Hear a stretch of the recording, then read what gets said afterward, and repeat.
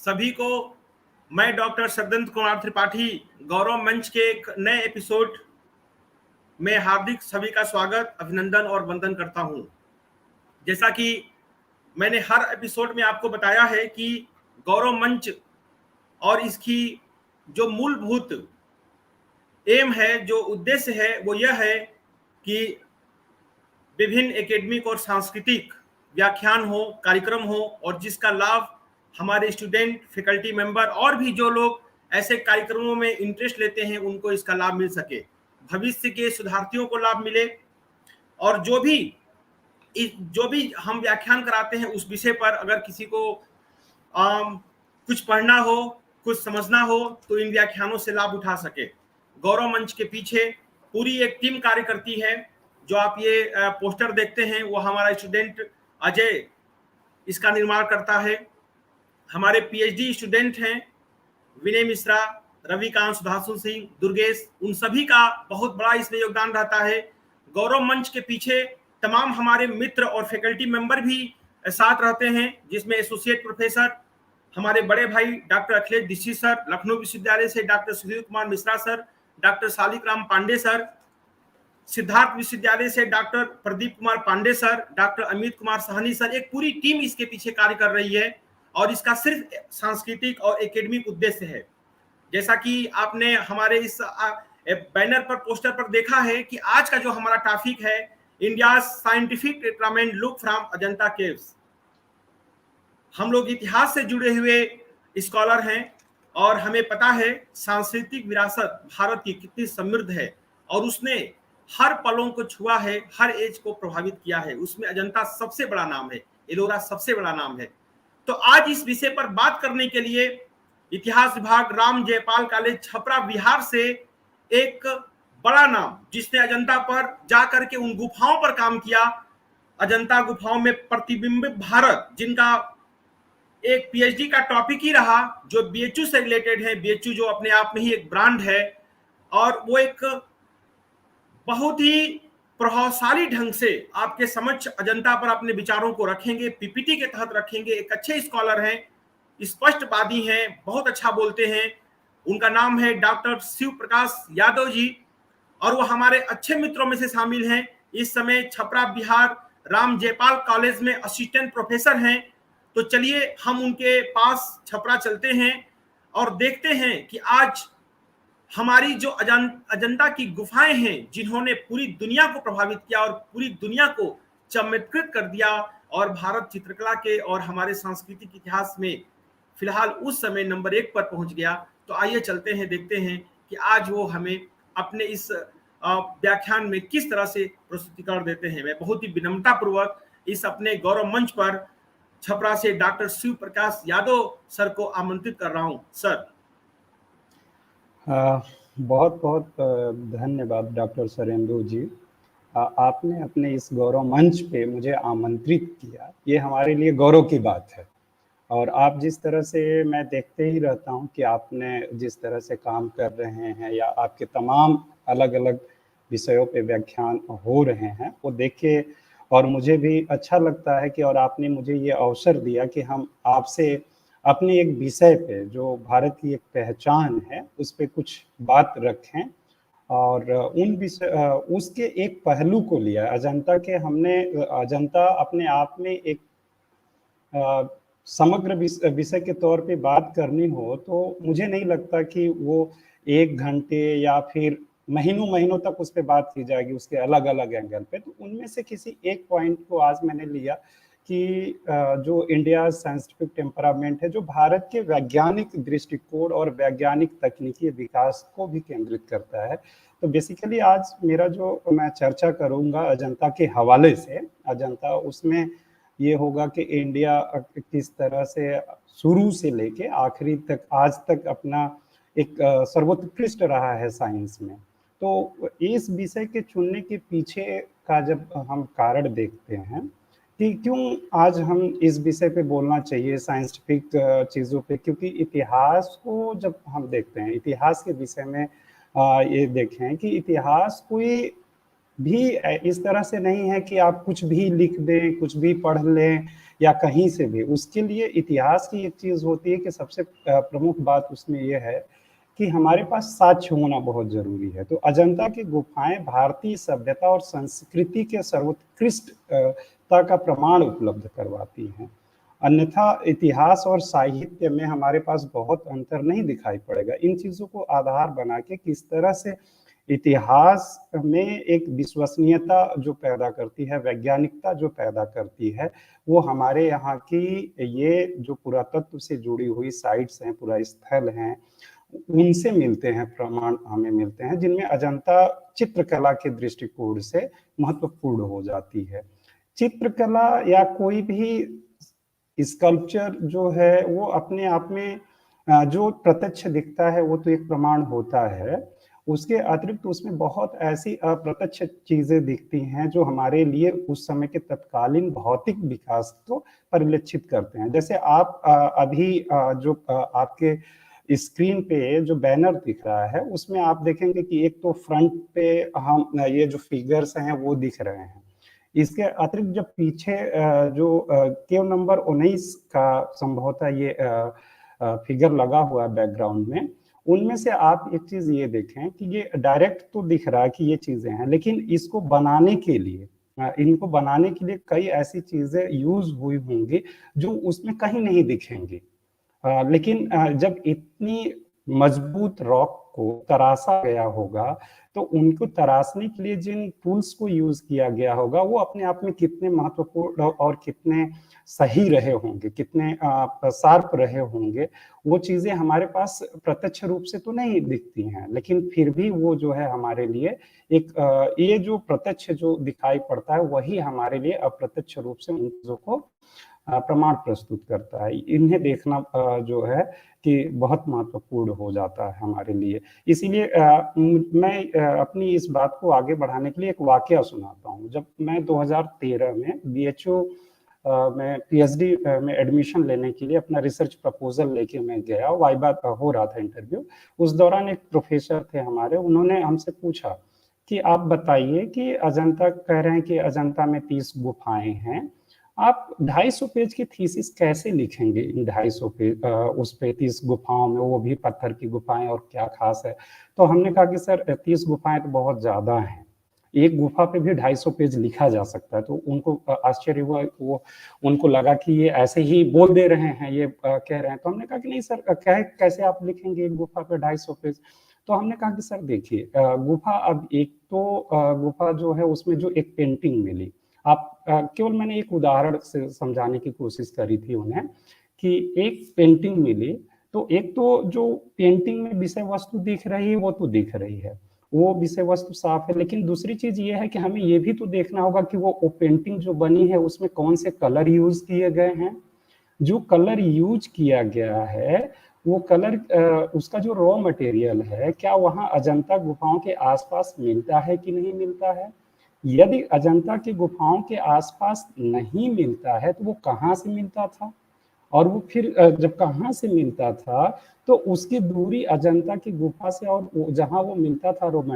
Material, वहाँ से कितनी दूरी है, वहाँ तक का हमें देखना होगा। और फिर उसके बाद अजंता जिन शासकों के या जिन लोगों के क्षेत्र में था उनसे क्या संपर्क था। तो एक चैन होती है जो एक कोई घटना, कोई भी पेंटिंग होगी उसमें कई तरह की चीज, एक तो कलर के माध्यम से उनकी निर्माण तकनीकी के माध्यम पता चल जाता है, फिर हम राजनीतिक संपर्कों को समझ सकते हैं, उस समय के यातायात के साधनों को समझ सकते हैं, फिर उस समय के हमारे राजनीतिक संबंधों को समझ सकते हैं। जिसका एक उदाहरण सबसे साफ तौर से जो उदाहरण देखेंगे, जैसे नीले रंग का जो उपयोग होता है अजंता में, उस नीले रंग के का जो निर्माण होता था वो लेपिस लाजुली से होता था। लेपिस लाजुली एक ऐसा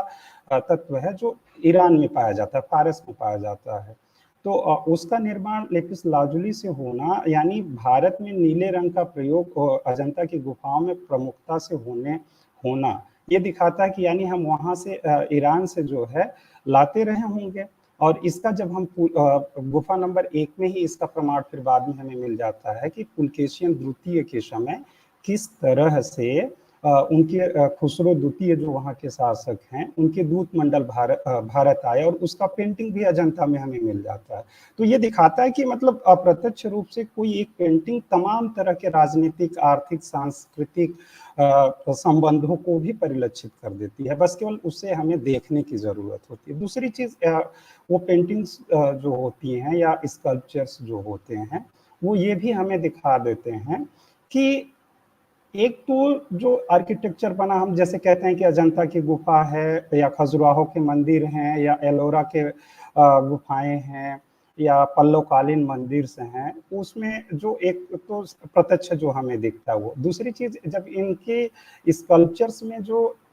पृष्ठभूमि में आप देखते हैं, जैसे अजंता में ही जब आप देखेंगे तो तमाम ऐसी चीजें जो पेंटिंग्स हैं उनमें नगर अच्छे अच्छे और दो तल्ले, 3 तल्ले के महल दिखाई पड़ेंगे, छज्जा युक्त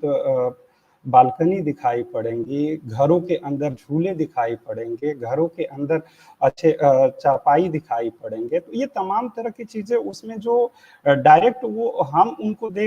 वो उस हमारे उसमें नहीं शामिल होते हैं, लेकिन वो अप्रत्यक्ष रूप से तमाम तरह की चीजें दिखा देते हैं, जिनको इसके माध्यम से हम लोग देखने की कोशिश इस व्याख्यान की हमारी जो मैथोडोलॉजी होती है, सिर्फ और सिर्फ जो प्रत्यक्ष दिख रहा है उसी को न देख के, बल्कि हमें जो इनडायरेक्ट रूप से भी तमाम तरह की चीजें देखनी है, उसे शोध के माध्यम से देखने की कोशिश करनी चाहिए। जब मैंने इन तमाम तरह की चीजों को बताया तो उनको उसके फिर बाद में आप देखेंगे कि उस पर मुझे मैंने पीएचडी करी अपनी, उस पे 400 पेज की थीसिस भी हमारी रही। आज के व्याख्यान में विशेष तौर से हम तो देखेंगे कि उसमें ये है कि किस तरह से वहाँ पे थोड़ी सी आवाज की दिक्कत हो रही है, और ये पावर पॉइंट का वो देखिए भैया।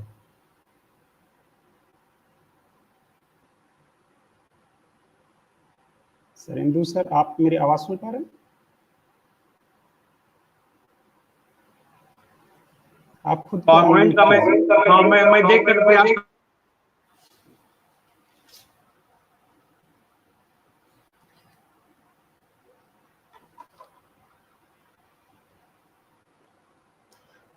जैसे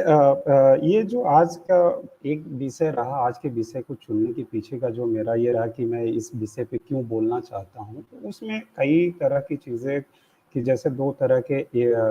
एविडेंस बेसिकली हम आज तरह से यूज़ कर लेते हैं, आर्कियोलॉजिकल और लिटरेरी सोर्स। और लिटरेरी सोर्सेज जो होते हैं बेसिकली वो ज़्यादा मिथिकल एविडेंस के तौर पे हो जाते हैं, लेकिन आर्कियोलॉजिकल सोर्सेज जो हमारे लिए होते हैं वो एक तरीके से इतिहास की जो वैज्ञानिकता है, जो विश्वसनीयता है, उसको बढ़ाने का काम करते हैं। उनमें यदि हम देखें तो शुरू से ही भारत जो रहा है अपनी एक महत्वपूर्ण तरीके से, यदि उन साक्ष्यों के आधार पे हम भारत के वैज्ञानिक इतिहास को या भारत की वैज्ञानिकता को समझने की कोशिश करें और इसकी तकनीकी सर्वोच्चता को समझने की कोशिश करें तो हमारे लिए ज़्यादा बेहतर होगा। और हम पे जो तमाम तरह के दूसरे देशों के या खास तौर से पश्चिमी देश जो जिनको हम इम्पीरियलिस्ट हिस्टोरियन के तौर पे देखते हैं, उन्होंने ये दिखाने की जो कोशिश करी लगातार कि भारत सपेरों का देश है या इस तरह का, तो उसके पीछे का कारण उन्होंने हमारे आर्कियोलॉजिकल एविडेंस को नकारा। उन्होंने तो कभी भी शुरुआत में आप जब देखेंगे तो हड़प्पा का जब खोज होता है तो हड़प्पा सभ्यता को भारतीय सभ्यता मानने से इनकार करते हैं, क्योंकि उनको लगता था कि जो उन्होंने भारत के विषय में एक जो प्रोपेगेंडा पहले से गढ़ रखा है कि ये असभ्य लोग हैं, बर्बर लोग हैं, इन्हें तो सभ्य बनाने अंग्रेज आए, तो इस तरह की जो धारणा थी उनके पीछे का कारण ये रहा कि उन्होंने भारत के मिथिकल जो एविडेंस उसको लेके आगे आने की कोशिश कर रहे थे, लेकिन भारत के जो आर्कियोलॉजिकल एविडेंस थे उसे स्वीकार करने की कोशिश नहीं कर रहे थे। और कहीं ना कमोवेश यदि हम आज भी देखें तो हम भी यदि भारत में मिथिकल एविडेंस को ज्यादा तवज्जो देते हैं हम, बजाय इसके कि जो हमारे आर्कियोलॉजिकल एविडेंस हैं उसके। तो यदि हम भारत की सर्वोच्चता, सर्वोत्कृष्टता वैज्ञानिक दृष्टिकोण से स्थापित करना चाहते हैं, तो हमें अपने यहाँ के जैसे हड़प्पन ड्रेनेज सिस्टम या हड़प्पा से तमाम तरह की जो पुरावशेष मिले हैं उन पे ध्यान देना होगा। या अशोकन पिलर्स आप देखिए, आज भी अशोकन पिलर जो है उसमें चमक जिस तरह से अभी भी बरकरार है, उसे आयरन पिलर आप दिल्ली में देखेंगे, लौह स्तंभ जो है वो अपने आप में एक बेहतरीन तकनीकी का हमारे यहाँ सर्वोत्कृष्ट उदाहरण है, उसे भी हम देख सकते हैं। इसी अजंता एलोरा है, आप कल्पना नहीं कर सकते, हम लोगों को सोच के आश्चर्य होता है या भी देखें, और ये सब चीजें कैसे गई होंगी, हाथ से तो कोई व्यक्ति उठा लिए भी तो हमारे पास कुछ न कुछ ऐसी तकनीकी रही होगी जिसके मार्केट एविडेंस को देके आर्किटेक्चर से या आर्ट से पेंटिंग से जुड़े हुए जो हमारे पास तमाम क्षेत्रों के एविडेंस मिलते हैं कि वैज्ञानिकता को हम और स्पष्ट रूप से स्थापित करने में सक्षम हो पाएंगे। और शायद देखते हैं या विवाद की जो स्थितियां पैदा होती, हम उससे बच पाए ज्यादा बेहतर तरीके से। और भारत की वैज्ञानिकता के सबसे कोविड आया हमारे यहाँ, और उस समय आप देखेंगे तो ज्यादातर ये हो रहा था कि प्रिकॉशन लीजिए, आप एनर्जी बूस्टर के तौर पे लीजिए, तो उसमें तमाम तरह की चीजें क्या दृष्टि से योगा जो है स्वास्थ्य के लिए बहुत होता है, अच्छा माना जाता है कि, और योग अपने आप, योग तमाम तरह की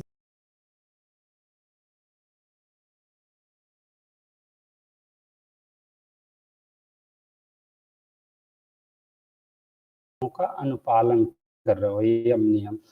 और ये सारे योग एक तरीके से यदि आप उसकी वैज्ञानिकता और उन चीजों को देखेंगे तो भारत उसमें सर्वोत्कृष्ट होगा। और इसका आयुर्वेद में आप देखें, और इसी का लाभ ने प्रसार किया, उसी विश्वसनीयता की आयुर्वेद और योग और ये तमाम तरह की जो विश्वसनीयता है वो कितनी कारगर हमारे लिए हो सकती है, और उसका विश्व में एक अपना पहचान है। इसीलिए आप देखोगे 21 जून को जो है विश्व अंतरराष्ट्रीय जो है योग, इन चीजों को फोकस करना हो, इनको आधार बनाना होगा अपनी वैज्ञानिकता को स्पष्ट करने के लिए। शायद इन्हीं सब चीजों को आधार करके और इस विषय कि हमें और उसको लेके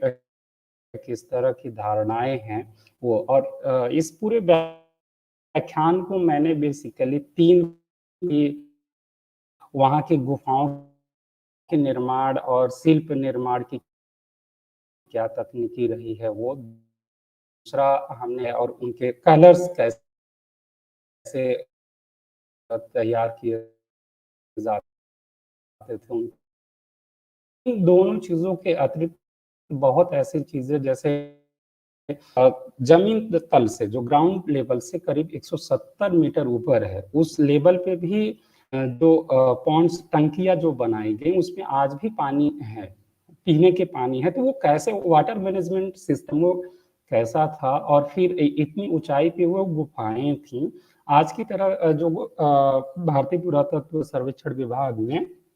जिस तरह से सभी को सीढ़ियों से जोड़ दिया है, तो पहले इस तरह की गुफाएं सीढ़ियां नहीं थी, अलग अलग सीढ़ियां थी, तो उनकी सीढ़ियां कैसी थी। और आज भी आप जब उन सीढ़ियों को देखेंगे तो आपको लगेगा ही नहीं कि वो सीढ़ियां आज की सीढ़ियों की तुलना में वो है, उनका बैलेंस एकदम हूबहू, हमको लगता है कि हमने उसी को कॉपी कर लिया है। तीसरी चीज ये है कि जैसे हम सभी चौथी जिस पॉइंट्स पे हमारा बात होगा कि किस तरह से जो हमारी पहचान थी उसको विदेशियों ने अपने पहचान के तौर पे ले लिया। जैसे हम कहते हैं कि मोनालिसा जो है दुनिया की सबसे अच्छी पेंटिंग मानी जाती है, जिसमें कलर के माध्यम से भाव प्रदर्शित करने की कोशिश करी गई। तो लेकिन अजंता में ऐसे तमाम आपको स्कल्पचर्स मिलेंगे, पेंटिंग मिलेंगे, जिनमें कलर के माध्यम से भाव प्रदर्शित किए गए हैं, जो कि मोनालिसा की पेंटिंग से कम 1000 साल पहले निर्मित हैं। तो वो श्रेय हमें भारतीय कलाकारों को, भारतीय चित्रकारों को मिलना चाहिए। तो इन चीज़ों को लेके मैं बात करने की कोशिश करूँगा अपने व्याख्यान में। तो ये आप देख रहे होंगे, आपकी स्क्रीन पे जो दिख रहा है, ये अजंता के जो है व्यू पॉइंट्स, जहाँ से कहा जाता है कि सबसे पहले 1819 ईस्वी में जॉन स्मिथ ने अजंता की गुफा को देखा हुआ था। उसके पीछे की भी एक अपनी कहानी है कि जो थर्ड आंग्ल मराठा युद्ध हो रहा था, उसके बाद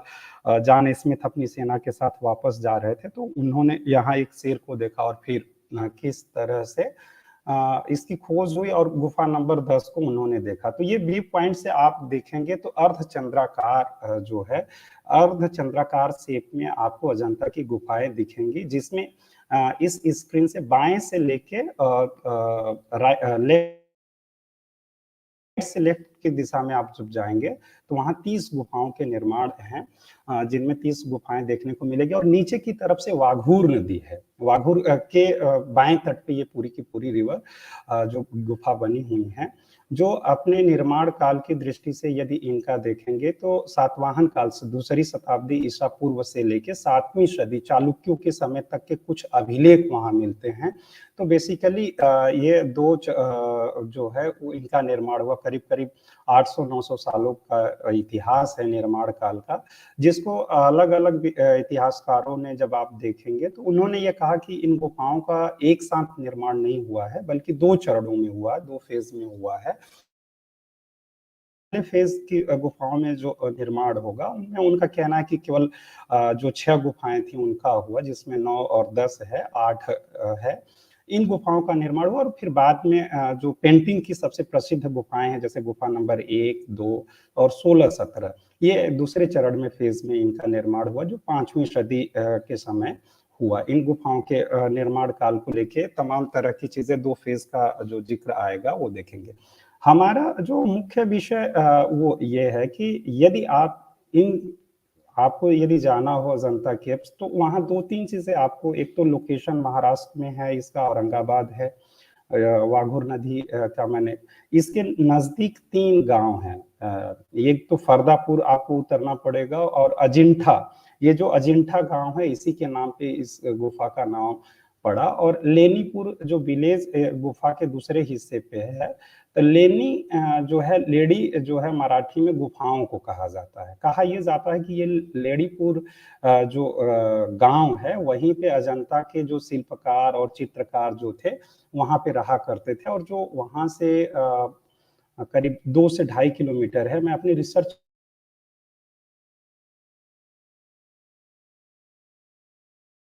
से कुछ बातचीत करने की कोई, खैर उनको उनके बारे में बहुत है कि उनके पुरखे क्या, वहाँ पे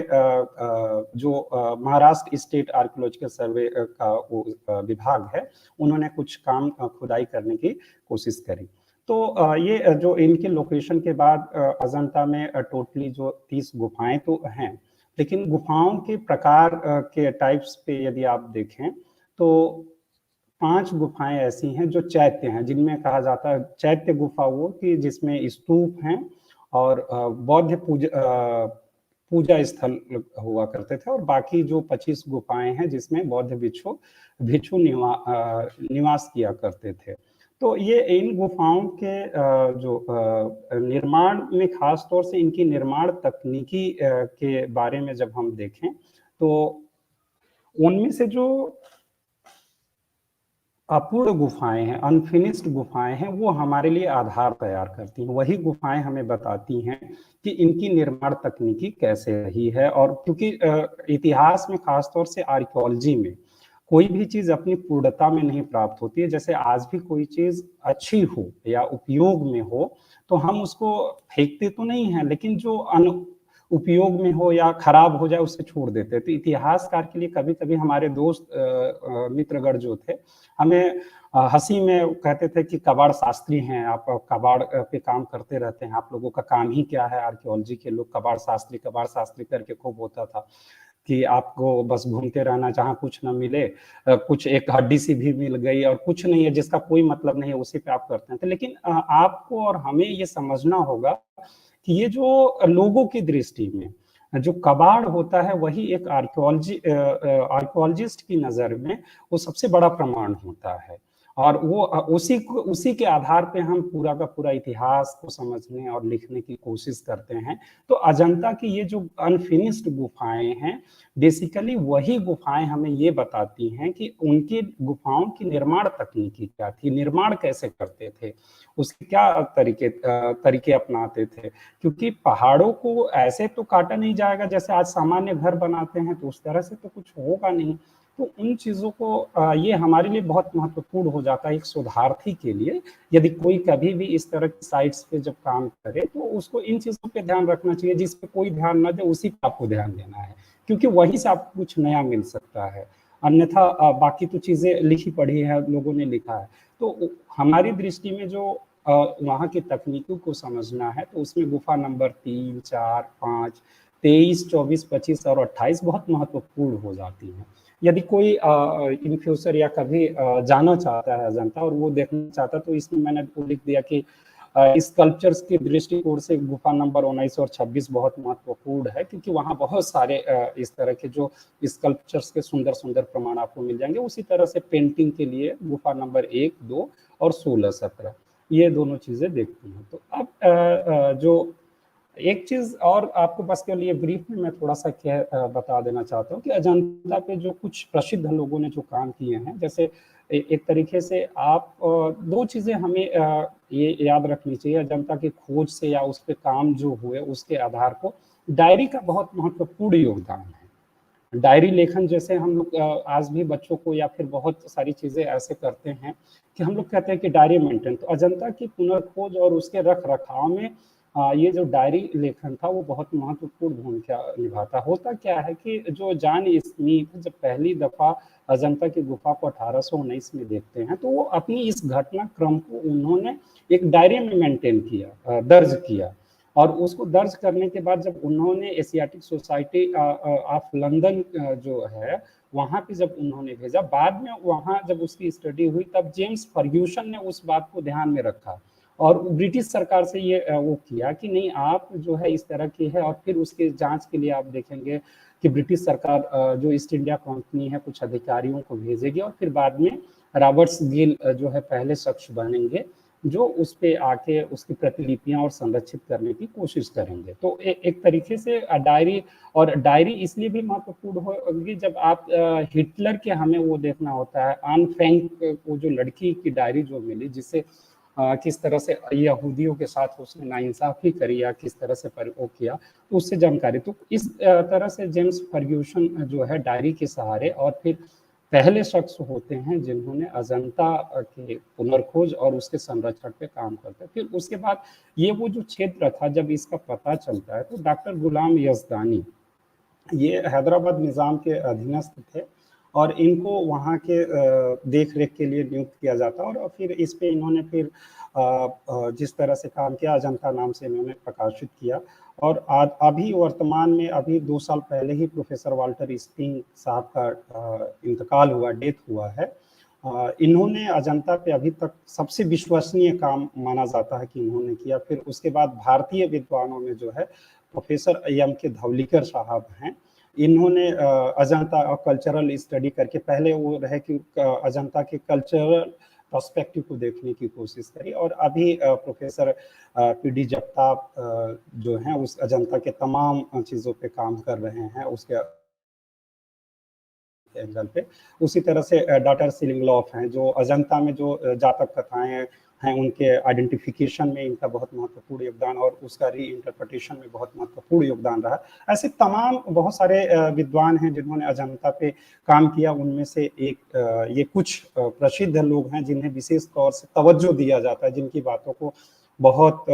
धैर्य और ध्यान से सुना जाता है या पढ़ा जाता है कि इन्होंने क्या किया है। कि कोई भी अजंता पे काम करना चाह रहा है, शोध करना चाह रहा है या अजंता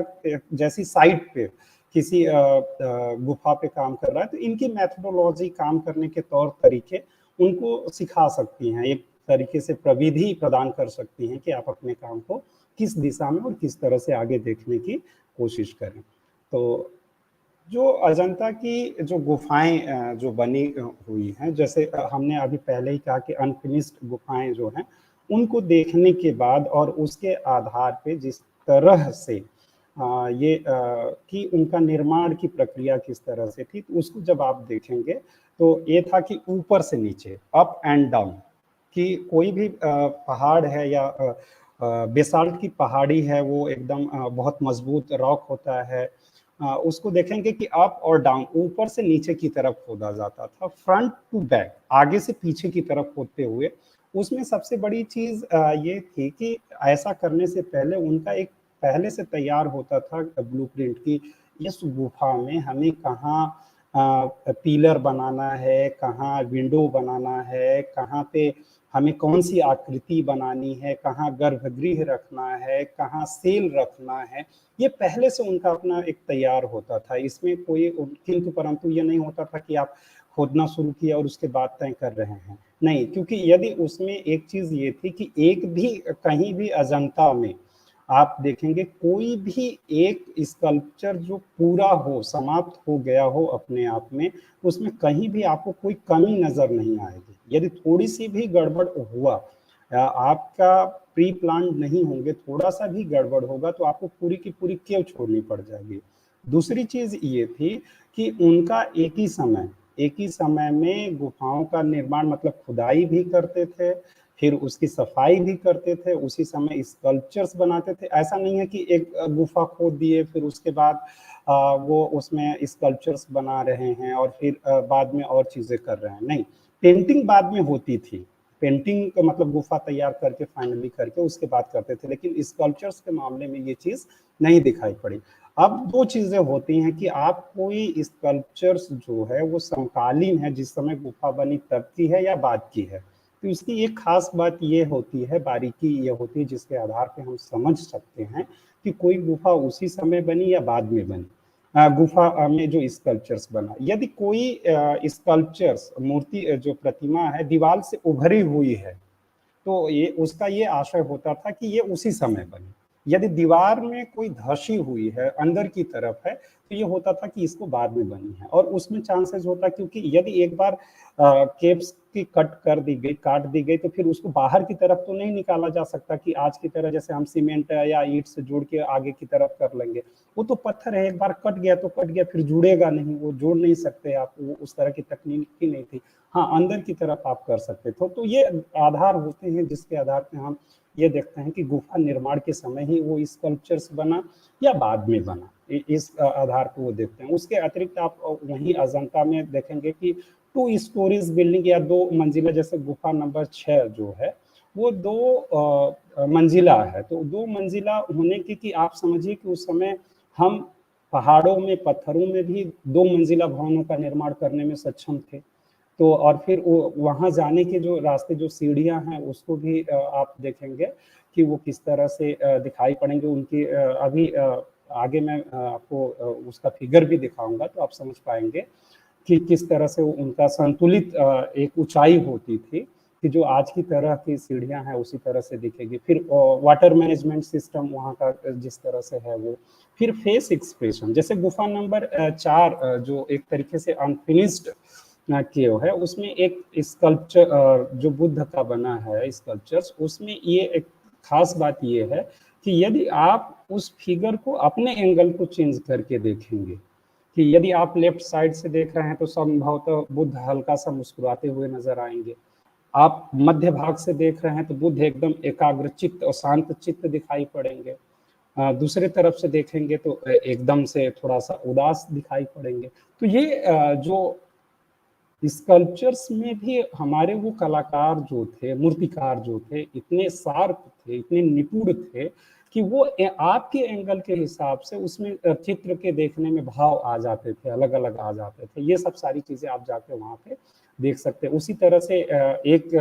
स्कल्पचर्स जो उन्होंने गुफा नंबर 1 के पिलर पे बनाया, जिसमें एक हिरण है और उसमें 4 धड़ हैं। कहीं से भी वो नहीं लगेगा कि ऑकवर्ड है, कि कहीं से वो आपको अलग से नहीं दिखेगा, आप उसे देख सकते हैं। अभी हम उस फिगर्स को दिखाएँगे, आप देखें। ये अनफिनिश्ड केव है, जो जिसमें आप देखेंगे कि जो मैं ये कह रहा था अभी आपसे बातचीत में कि गुफाएँ एक साथ बनती थी, मतलब आगे-पीछे ये नहीं है कि पिलर बन रहा है या फिर स्कल्पचर्स बाद में बनेगा। एक साथ कई एंगल से काम होता था, खुदाई भी होती थी, उसे साफ-सफाई भी करते जाते थे। उसमें जो भी स्कल्पचर्स उनको तय जहाँ भी जो प्रतिमा बनानी होती थी, वो बनाते रहते थे। ये देखिए, जैसे हमने कहा कि आपको कि आउटलाइन जो होती थी, कोई स्कल्पचर्स बनाने से पहले ये गुफा नंबर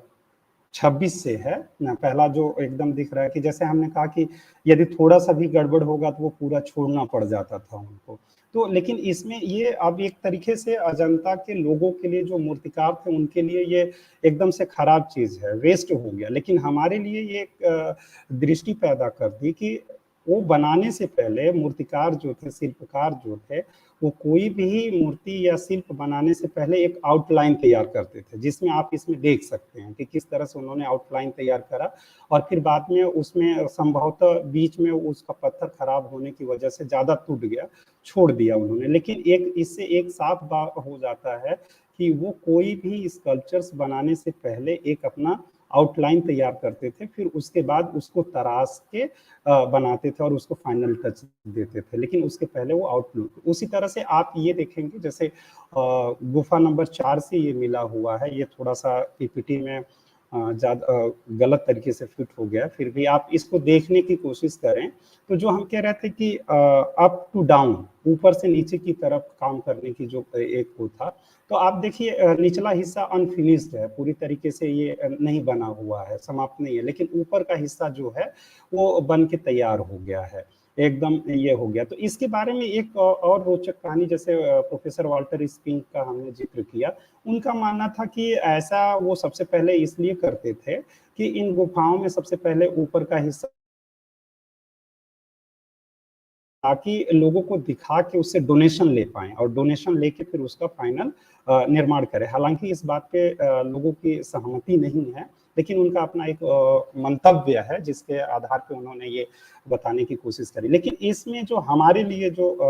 तकनीकी तौर पे जो हमारे लिए है, वो ये है कि उन आउटलाइन के बाद ऊपर से नीचे की तरफ बनाने की कोशिश होती थी, ऊपर से नीचे की तरफ तराश के उसको फाइनल टच देने की कोशिश अजंता के शिल्पकारों के द्वारा किया जाता था, मूर्तिकारों के द्वारा किया जाता था, जो आप यहाँ देख सकते हैं। उसी तरह से ये गुफा नंबर 6, ये गुफा नंबर 6 का सीढ़ियाँ हैं, स्टेप हैं, आप देख सकते हैं, यहाँ से देखें तो किस तरह से कितनी दूरी पे हैं। इनका बहुत ऊँचाई, आप संतुलित ऊँचाई देख सकते हैं, ऐसा भी नहीं है कि बहुत ऊँचा है या बहुत खड़ी हुई जैसे होती है, कहते हैं कि एकदम बहुत डायरेक्ट खड़ी हुई ये सीढ़ी है जिस पे चढ़ना और भय होता है गिरने का कि अचानक से आप गिर भी जाएँ, लेकिन ऐसा नहीं, बहुत बैलेंस्ड, जैसे आज हम अपने घरों में सीढ़ियों का निर्माण करते हैं, एक साइड में एक किनारे करते हैं, उसी तरह से है। और ये जो नीचे की तरफ आ रहे हैं, यही प्रोफेसर पीडी जगताप हैं। इनके साथ मुझे बहुत मेरा सौभाग्य रहा कि इनके साथ मुझे रह के काम करने का अवसर मिला, इनसे बहुत सारी चीज़ें सीखने का अवसर मिला। आज भी जब भी मौका मिलता है तो मैं इनके पास जाता हूँ, हर बार कुछ ना कुछ नई चीज़ें हमें मिल जाती हैं। हमको लगता है कि पिछली बार हमने नहीं देखा। तो इन्होंने जो जैसे कि जब मैं रिसर्च कर रहा था कि उसमें, तो इन्होंने हमेशा हमें एक टास्क देते थे। जब भी मैं जाता था तो कहते थे कि आज आपको जाके केवल वहाँ की खिड़कियाँ देखनी है।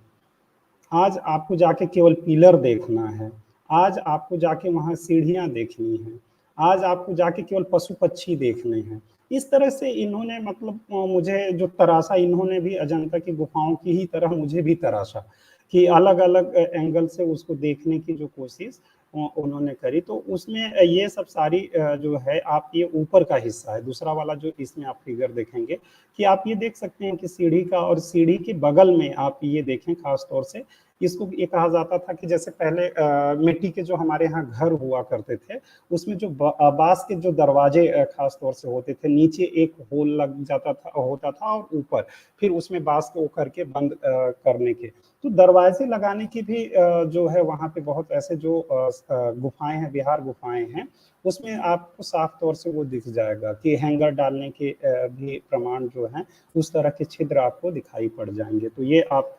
वहाँ के स्टेप के तौर पे देख सकते हैं। फिर उसके बाद हाँ, ये आप देखें, इसमें ये गुफा नंबर 1 का जो पिलर है, उसपे ऊपरी हिस्से पे एक ये शिल्प बना हुआ है। इसमें एक केवल एक हेड है, एक मुख है, हिरण के 4 धड़ हैं। लेकिन आप इसमें किसी भी एंगल से किसी भी हिरण के सिर को देखें, तो आप वो समझ सकते हैं कि जैसे पहला ये जो हिरण है, वो अपने एक पैर से उठा के नाक को खुजला रहा है, वो देख सकते हैं। दूसरा जो लेफ्ट साइड में खड़ा हुआ है, वो कुछ सुनने की कोशिश कर रहा है, देखने की। इसमें जो इधर से बैठा हुआ है, आराम से बैठ के चारों पैर नीचे की तरफ दबा के वो देख रहा है। एक जो एकदम राइट साइड के नीचे जो है वो पीछे की तरफ देख रहा है। तो कहीं से भी यदि आप ये देखेंगे, तो इस फिगर को आपको देख के कहीं से भी ये नहीं लगेगा कि यह किसी भी धड़ पे जो हिरण का जो सर है अनफिट हो रहा है। आप सोचिए कि जब इतनी ये शिल्पकारी जो है, आप जो चित्र या स्कल्पचर्स देख रहे हैं, जब उसको इतनी बारीक बनाया गया और इतनी चीज़ों को ध्यान में रखा गया है, तो कलाकार की निपुणता को भी आप समझ सकते हैं, उसकी समझ को देख सकते हैं। उस समय के इतना जब महीन वर्क करना पड़ रहा है, तो उस समय के जो उपयोग में और जो उनके उपकरण रहे होंगे, वो कितने शार्प रहे होंगे। उसका उपयोग वो कितने बारीकी से, निपुणता से करते होंगे। तो ये अपने आप में ये तो दिख रहा है कि आपको ये दिख रहा है कि एक हिरण है जो 4 धड़ है और एक हिरण का सिर है, और ये दिख रहा है। लेकिन इसके पीछे ये जो कलाकारी जो प्रत्यक्ष रूप से दिख रही है, वो उस समय भारत के तकनीकी विकास को इनडायरेक्ट रूप से बता रही है, जिसे समझना होगा, क्योंकि ऐसे कोई चीज़ इतनी आसानी से और सुगमता से नहीं बन सकती, और साधारण से उपकरणों से या टूल से नहीं बन सकता। उसके लिए अच्छे प्रकार के टूल्स की ज़रूरत रही होगी, जिसके बारे में वो परिचित होंगे, तब ऐसा कर पा रहे हैं। तो इस चीज़ को इन शिल्प के माध्यम से भी हम समझ सकते हैं। उसके बाद जो दूसरा सेक्शन एक तरीके से जो है हमारा, खासतौर से अजंता की गुफाएं बेसिकली हम देखते हैं कि वो अपनी पेंटिंग्स के लिए विशेष तौर से जानी जाती हैं, या फिर आप किसी से भी बात करेंगे तो अजंता की गुफा, अजंता की पेंटिंग करके ही होते हैं। तो उनके अजंता के उन पेंटिंग्स को बनाया कैसे गया, उसकी तकनीकी क्या थी, उनमें किस तरह से कौन से कलर यूज़ किए गए, वो कलर कहाँ से उसके जो रॉ मटेरियल थे वो कहाँ से थे, और फिर अजंता की जैसे वो कलर के माध्यम से किस तरह से उसमें भाव प्रदर्शित किया, उन चीज़ों को आधार बना के देखने की कोशिश करी गई। तो इसमें मैं 4 पॉइंट्स के आधार पे देखने की कोशिश करूँगा कि एक तो उनकी पेंटिंग की टेक्निक क्या थी, फ्रेस्को थी या टेम्परा थी, और फ्रेस्को और टेम्परा तकनीकी किस तरह की होती है, वो कलर क्या नेचुरल थे, तो किन-किन चीज़ों से बनते थे और कैसे वो थे उनका। फिर और अजंता की पेंटिंग और ख़ास तौर से मोनालिसा की पेंटिंग, जिसको दुनिया भर के लोग तवज्जो देते हैं, जानते हैं, पहचानते हैं, या फिर पेंटिंग की ज़िक्र हो और कोई एक छोटा-सा भी बच्चा मतलब 5वीं 6वीं पास किया हुआ हो, उसको मोनालिसा की पेंटिंग बता दी जाती है या कर दी जाती है। तो अजंता और मोनालिसा की पेंटिंग की कुछ चीज़ों पे थोड़ी-सी चर्चा करके हम वो करेंगे इसमें। तो एक चीज़ ये फ्रेस्को टेक्निक जो है, ख़ास तौर से ये जो भित्ति चित्र होते हैं, पेंटिंग्स जो होती हैं, जो दीवारों पे बनते हैं, उसकी 2 तकनीकी होती है। एक फ्रेस्को टेक्निक होती है, दूसरा टेम्परा टेक्निक। फ्रेस्को टेक्निक जो होती है, उसमें ये होता है कि दीवार पे जो प्लास्टर लगाया जाता है, खासतौर से आप ये देखेंगे कि वॉल पेंटिंग है, तो ऐसा तो है नहीं कि आप यदि कोई गुफा केव्स को खोद रहे हैं तो वो सभी जगह एक बराबर एक लेवल पे खुदाई होगी। ऐसा तो हो नहीं सकता, कहीं ज़्यादा खुद जाएगा, कहीं कम होगा। वो एक लेवल पे नहीं होता है, तो उस लेवल पे उसको एक लेवल पे लाने के लिए उस पे एक प्लास्टर लगाने की कोशिश होती है। तो उसी टेक्निक को खास तौर से क्या होता था कि वो जो प्लास्टर लगाया जाता था तो उसमें जो फ्रेस्को टेक्निक में क्या होता था, वो प्लास्टर सूखे उसके पहले उस पे पेंटिंग तैयार कर दी जाती थी कि प्लास्टर सूखने से पहले तो तैयार कर दी जाती थी। लेकिन एक चीज़ ये है कि प्लास्टर उसमें तैयार किया जाएगा और सूख जाएगा तो उसको फिर से प्लास्टर दूसरा करना पड़ेगा। तो उसमें बारीक फ्रेस्को और टेम्परा टेक्निक में यही होता है कि फ्रेस्को में गीली सतह जो प्लास्टर है जब सूखा नहीं रहेगा तब उस पे पेंटिंग हो जाएगी, और टेम्परा जो टेक्निक होती है उसमें ड्राई हो जाती है, मतलब सूख जाएगी, प्लास्टर सूख जाएगा तब उस पे पेंटिंग की जाएगी। तो लेकिन फ्रेस्को टेक्निक में एक चीज़ ये कहा जाता है कि वो जो फ्रेस्को टेक्निक होगी, यदि उस पे होगा तो वो कलर जो है उसके साथ जो है प्लास्टर के साथ सूखता है तो वो लॉन्ग टाइम के लिए हो जाता है। टेम्परा टेक्निक में जो है थोड़ा कम हो जाता है। लेकिन अजंता की गुफा को लेके कि वो टेम्परा टेक्निक में वो बनी है या फ्रेस्को में, तो ज़्यादातर जो आर्कियोलॉजिस्ट हैं जैसे पी नरसिम्हन शिवन हैं, जिन्होंने खासतौर से अजंता की पेंटिंग और कलर को लेके खास तौर से उन्होंने जो काम किया, क्योंकि वो कंजर्वेशन का उनको काम दिया गया था, तो उनका और फिर उनके विचारों को अलग अलग हिस्टोरियंस आर्कियोलॉजिस्ट लोगों ने समर्थन किया कि ये टेम्परा टेक्निक से वहाँ की जो है अजंता की पेंटिंग्स बनी हुई हैं, यानी सूखे हुए प्लास्टर, पहले प्लास्टर बना दिया गया और वो, और फिर प्रश्न ये उठता है कि फिर जब वो प्लास्टर कैसे के लिए जो होता था, खासतौर से जो प्लास्टर तैयार किया जाता था उसमें नेचुरल रूप से जो चीज़ें मिलती थी, जैसे ये गोंद का काम चिपकने के लिए जो हो, तो उसमें कहते हैं कि ये जो एक पौने गवत घास होती थी जो आज भी वहाँ स्थानीय स्तर पे मिलती है, पौने गवत करके घास कही जाती है वो, और फिर उसमें जो जैसे बबूल और इस तरह के जो पौधे होते हैं उनकी गोंद, नेचुरल गोंद को यूज किया जा रहा था गम को, और उसको मिला के और बढ़िया से तैयार करके उसको लगाया ताकि वो उसकी पकड़ मजबूत हो। उस पकड़ को मजबूत, मतलब आप अजंता के पूरे पेंटिंग और स्कल्पचर्स उसमें जब आप देखेंगे उनकी निर्माण तकनीकी में सारी की सारी नेचुरल चीज़ों को उपयोग में लाने की कोशिश करी गई। उसी तरह से कलर जो खास तौर से जो वहाँ पे कलर यूज किए गए, उनमें 6 कलरों का जो प्राथमिक जो 6 कलर हैं वो उनका प्रमाण जो मिलेगा, और उसके बाद ये प्राथमिक कलरों के अतिरिक्त तमाम 1 से 2 कलर मिला के अलग दूसरे कलर बना लिए जाते हैं। तो वो जो कलर वहाँ पे जो विशेष तौर से उपयोग में लाए गए वो सफ़ेद, काला, नीला, हरा, रेड और येलो, पीला। इनके अब इनका जो निर्माण किन चीज़ों से हो रहा था, इन कलर्स को कैसे तैयार किया गया, उसमें यदि आप देखेंगे तो उसका पूरा का पूरा नेचुरल प्रोसेस में उन्होंने तैयार करने की कोशिश करी। जैसे व्हाइट के जो सफ़ेद कलर है उसके बारे में ये कहा जाएगा कि इसको जो है जिप्सम जो है, चीनी मिट्टी जो होता है, नींबू और चूना, नींबू और जो जिप्सम, और इनको एक टेम्परेचर पे वो करके गर्म करने के बाद कुछ उनका भस्म बना के नींबू को मिला के उस कलर को तैयार करते थे। इसी तरह से एक जैसे कुछ जो है ये जो हम अपने यहाँ यूज़ करते हैं ना, सिप जो बोलते हैं, छोटी-छोटी जो सिपले जो होते हैं, उनको उनका भस्म तैयार करके फिर उसको उसमें नेचुरल गोंद मिला के फिर उसको तैयार व्हाइट कलर को किया जाता था। दूसरा ब्लैक का जो है लैंप ब्लैक, जैसे आपने और हमने देखा होगा कि दिवाली के समय दीपावली के समय में हम लोग देखते हैं कि घरों में जो दीपक होता है उसके ऊपर एक दियली रख के वो तैयार करते हैं हम लोग कलर, और फिर जिसको आजन बोलते हैं, छोटे बच्चों की आंखों में हम लोग लगाते हैं। तो उसी से ब्लैक कलर का जो तैयार करने का जो तरीका था, वो उसी तरह से था कि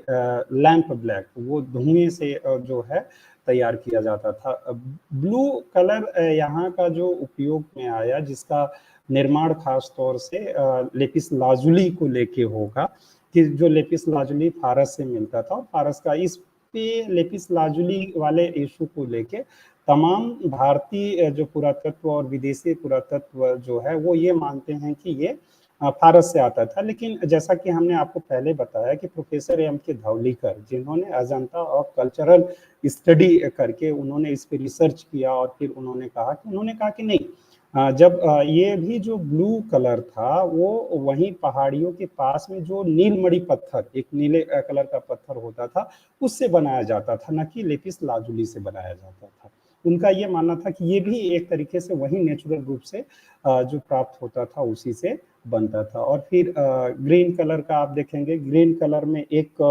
ग्लूकोनाइट करके पत्थर होता है, उसके मिश्रण से जो वहाँ आसानी से मिलता है उससे तैयार किया जाता था। इसी तरह से रेड कलर का जो है गेरुआ। और दूसरी चीज ये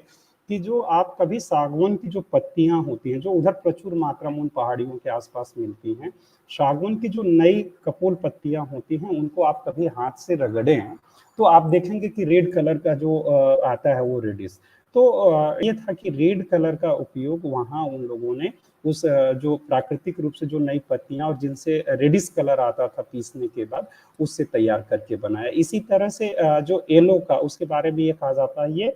फूलों से तैयार किया जाता था। जो येलो कलर के जो फूल होते थे उनसे तैयार किया जाता था, और फिर उसको तैयार करके बनाने की कोशिश। एक तरीके से आप पूरे के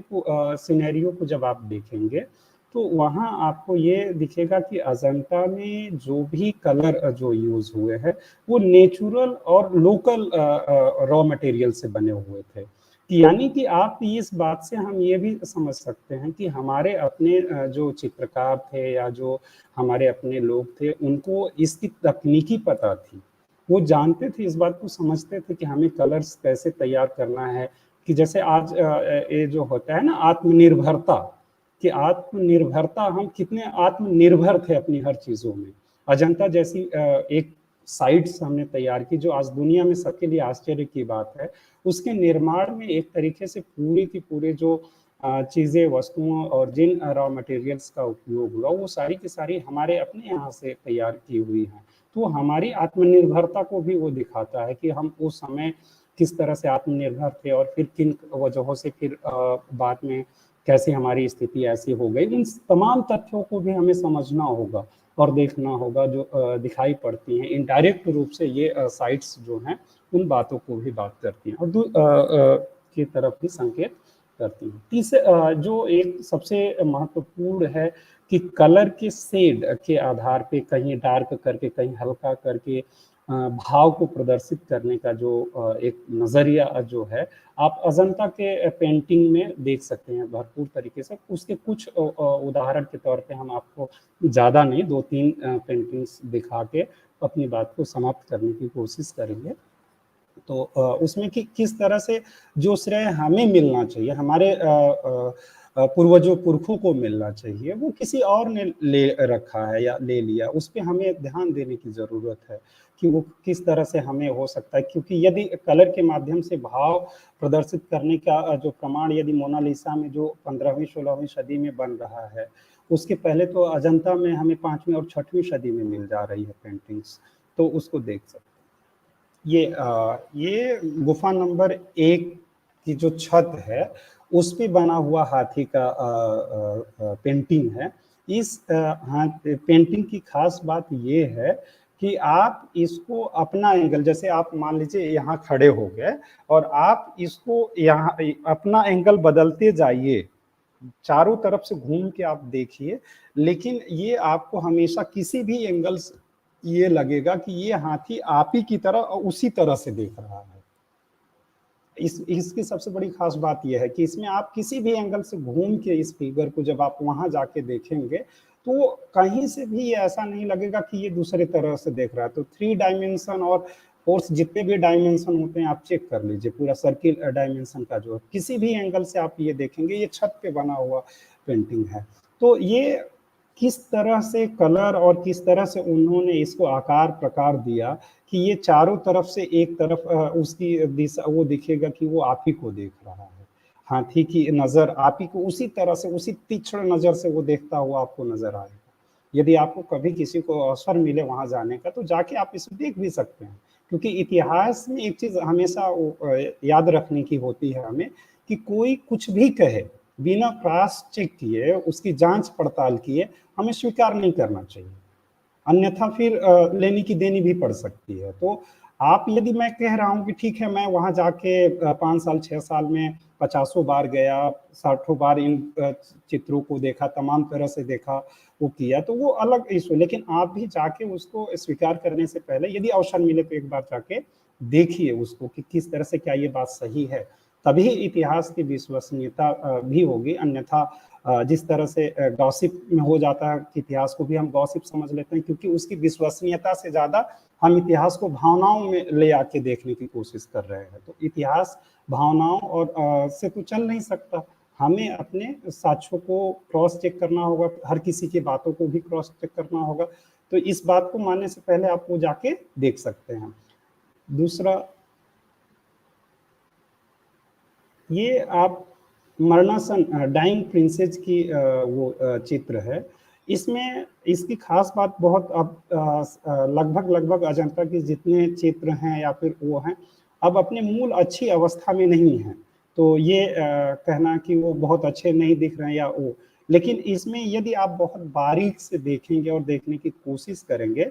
तो इसमें समझ में आएगा कि हर किसी के चेहरे और उसमें जो है भाव अलग-अलग हैं। और ये भाव कहीं वो लिखा नहीं गया है कि ये दुखी है, ये खुश है, ये कुछ सोच रहा है, सोच रही है, या ये आपस में बातचीत कर रहे हैं या कुछ कह रहे हैं। तो इसमें आप ये देख रहे होंगे एक राइट साइड में जो महिला है उसके हाथ में एक पॉट है। वो उसमें आप देखेंगे तो वो दवा के मतलब डाइंग कुछ है, और फिर ये लोग आपस में बातचीत करके, और ये भाव जो खास तौर से कलर के माध्यम से अलग-अलग भावों को प्रदर्शित करने का जो आप देखेंगे कि वो दिख जाएगा कि आप उसको देखेंगे कि अलग-अलग चेहरे अलग-अलग भाव दे रहे हैं। कोई उसमें थोड़ा-सा मायूस है, कोई ज़्यादा मायूस है, कोई चर्चा कर रहा है कि इसका कारण क्या है, जैसे आपस में बातचीत का जो है देखेंगे वो दिखाई पड़ेगा कि कलर के माध्यम से भाव को प्रदर्शित करने के तमाम ऐसे फिगर्स अजंता के गुफा में आपको मिल जाएँगे, जिससे आप देख सकते हैं जिनमें जैसे खास तौर से आप जैसे बोधिसत्व पद्मपाणि हो, वज्रपाणि हो, उनके फिगर्स को देखें, या बुद्ध के जीवन से जुड़े हुए तमाम जो पूरा का पूरा फिगर्स वहाँ जो दिखाई पड़ेगा, या जो 26 जातक कथाएँ हैं, उनके अलग-अलग भाव। कहीं बहुत कम जगह ये लिखा है कि ये अमुक जातक है। उसकी जो पेंटिंग्स हैं, जो विषय वस्तु है, जो उन्होंने कला के माध्यम से जो किया है, उसी के आधार पे उनका आइडेंटिफिकेशन हुआ कि ये अमुक जातक है और इसका ये मतलब है, ये आशय है, ये जो आप देखेंगे वो दिखाई पड़ेगा।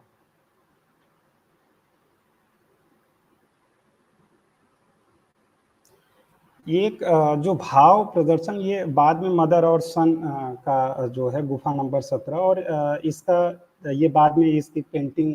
करी गई है, क्योंकि वो जो मेन पेंटिंग है वो बहुत धुंधली है, वो एकदम नहीं दिखाई पड़ती, इसलिए मैंने इसको लिया हुआ है कि इसमें आप ये माता और पुत्र कहा ये जाता है कि जब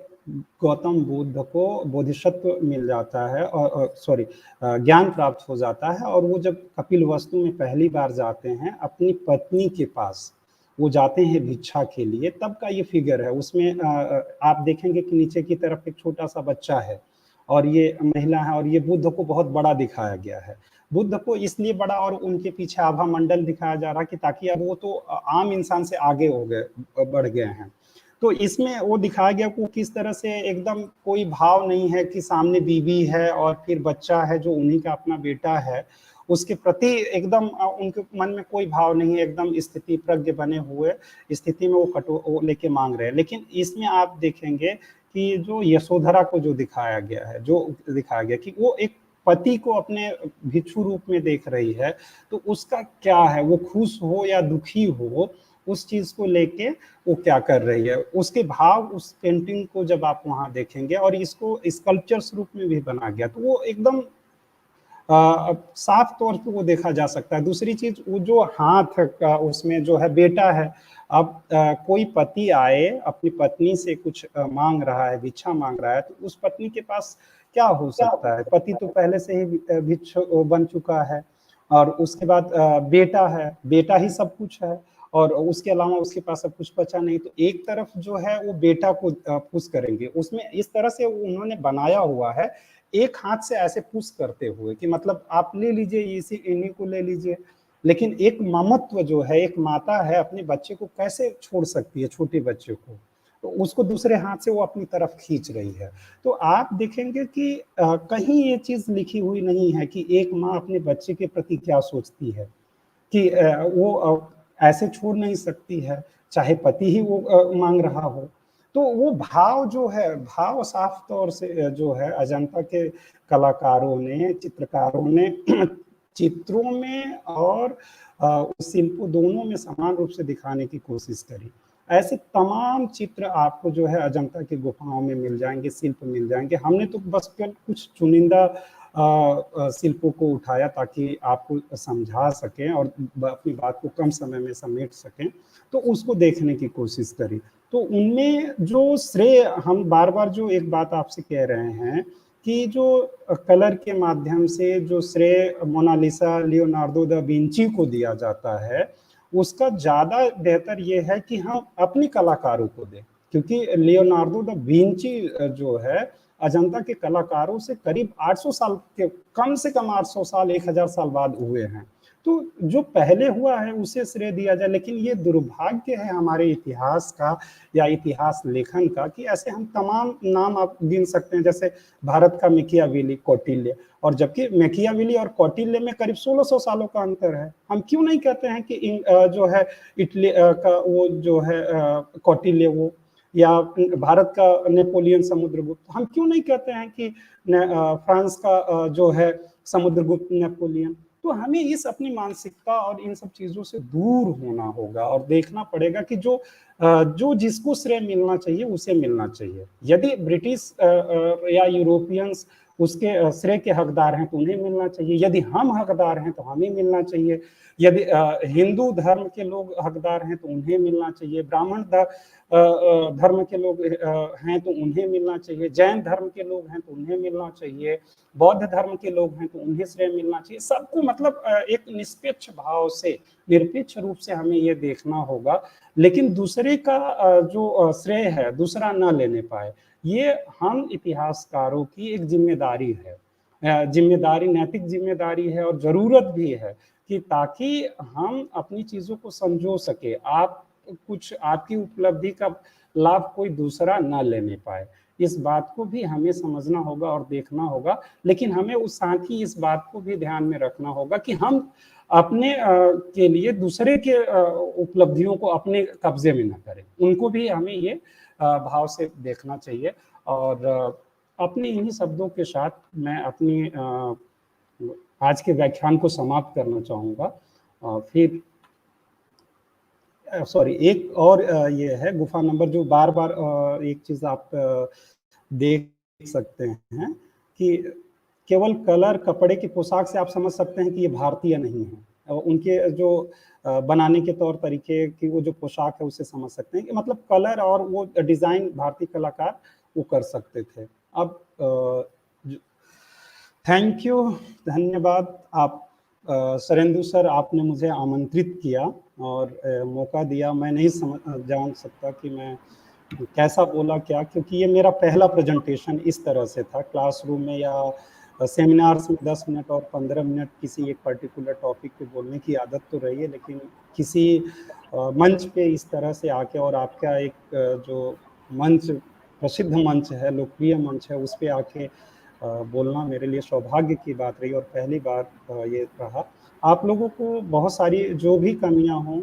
वो आप मुझे उसे सूचित करें, इसलिए कि ताकि मैं आगे अभी इस विधा में पहला सख्त कदम ही रख रहा हूँ, बहुत सारी कमियां हैं जिसे दूर कर सकूं और आगे अपने विषय को और बेहतर तरीके से आप सभी के सामने प्रस्तुत कर सकूं, ऐसा उम्मीद करता हूं। और सरेंदु सर को विशेष तौर से धन्यवाद कि उन्होंने मुझे इस लायक समझा अपने कि उन्होंने मुझे आमंत्रित किया। हालांकि उनका प्यार और ये तो हमें हमेशा मिलते रहता है, कभी भी बहुत पहले से उनका स्नेह हम पे बना हुआ है और ईश्वर करे कि वो हमेशा बना रहे। धन्यवाद, बहुत बहुत आभार सरेंदु सर आपका। Over to Sarendu sir. Thank you so much doctor Shiv Prakash ji, और रियली सो नाइस। बहुत आपने बहुत ही अच्छे से अजंता की सारी जितना भी उसकी विशेषताएं थी और बिल्कुल जितना भी आप कर सकते थे आपने उससे अच्छा किया। और निश्चित तौर पर हमारे साथ बहुत सारे लोग जुड़े हुए हैं, स्टूडेंट जुड़े हुए हैं, उनको आपके इस व्याख्यान से अजंता संबंधित और भारतीय चित्रकला के विविध पहलुओं संबंधित श्रेय किसको मिलना चाहिए, उसके जितने भी पहलू हैं उससे संबंधित उनकी नॉलेज में वृद्धि हुई। जितने लोग भी इस ऑनलाइन मंच से जुड़े हुए हैं उनको धन्यवाद, उनके प्रति हृदय से आभार। हमें अच्छा लगा आप इसको ज्वाइन किए, और किसी भी कारणवश अगर कोई इस व्याख्यान को ऑनलाइन नहीं सुन पाया तो गौरव मंच जो कि हर सप्ताह सांस्कृतिक और एकेडमिक ऐसे कार्यक्रम करवाता रहता है, उसके यूट्यूब चैनल पर आप जाइए, उसको लाइक करिए, उसको शेयर करिए अपने दोस्तों के साथ। विभिन्न जो सुधारती हैं, अध्येवता हैं, उनके साथ इसको शेयर करिए ताकि उनको लाभ मिल सके। फिर से शिव जी आपका बहुत बहुत आभार, बहुत बहुत धन्यवाद। आप अपना कीमती समय निकाल करके, वो भी आज संडे है, हालांकि यहाँ पर थोड़ा सा मौसम खराब है और बार बार नेट जा रहा था, बार बार लाइट जा रही थी, लेकिन तब भी जो हमारी सांस्कृतिक विरासत है उसके प्रस्तुतिकरण में कहीं कोई विघ्न बाधा नहीं आई। यही हमारी ताकत है जो अविच्छिन्न रूप से चलती आ रही है। हमारी संस्कृति की अजस धारा यह चलती रहे, इसी कामना के साथ जो भी इस मन से जुड़ा हुआ है सबको धन्यवाद। विशेष डॉक्टर शिव प्रकाश जी छपरा से आपको धन्यवाद, और जब भी हम बुलाएंगे आपको आना पड़ेगा। चलो, नमस्ते। ओके,